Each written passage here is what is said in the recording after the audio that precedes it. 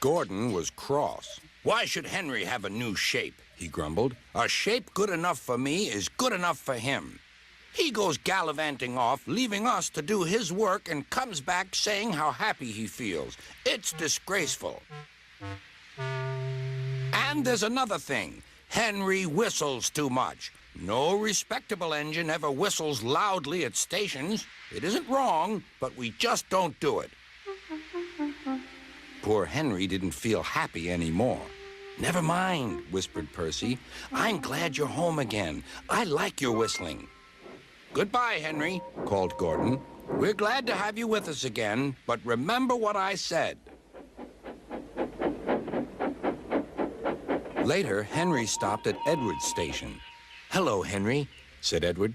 You look splendid. I was pleased to hear your happy whistle yesterday. Thank you, Edward, smiled Henry. Shh. Can you hear something?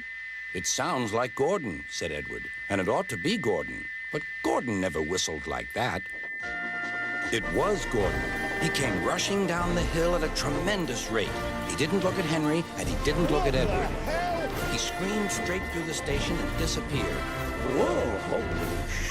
Look at that maniac go. Well, said Edward. It isn't wrong, chuckled Henry, but we just don't do it. And he told Edward what Gordon had said.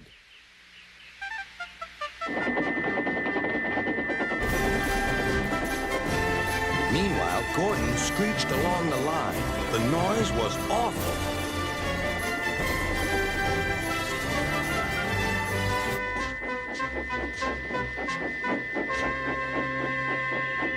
At the station, everyone covered their ears. Sir Topham Hatt covered his ears, too. Take him away, he bellowed, and stop that noise. Gordon puffed sadly away, but he wouldn't stop whistling until two fitters climbed up and knocked his whistle valve in place. That night, Gordon slunk into the shed. He was glad it was empty. It isn't wrong, murmured Henry to no one in particular, but we just don't do it. No one mentioned whistles. Next morning, Henry was enjoying himself enormously. I feel so well, I feel so well, he sang. Trickety-trock, hummed his coaches.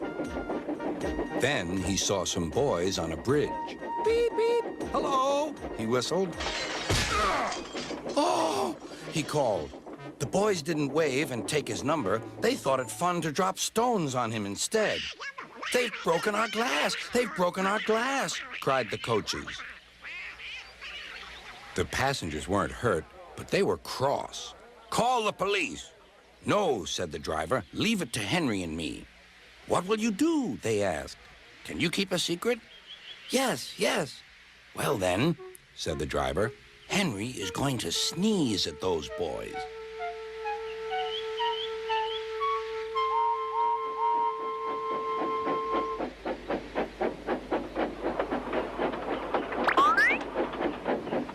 Lots of people were waiting at the station just before the bridge. They wanted to see what would happen. Henry has plenty of ashes, said the driver. Please keep all windows shut till we've passed the bridge. Henry's as excited as we are, aren't you, old fellow? Henry felt more stuffed up than excited. Soon they could see the boys, and they all had stones. Are you ready, Henry? Said the driver. Sneeze hard when I tell you. Now, he said.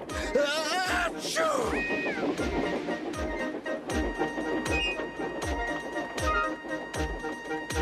Well done, Henry, laughed his driver. Those kids, and their parents, too. Henry went home, hoping that next time he saw Gordon and the boys, they would have learned not to be so mean.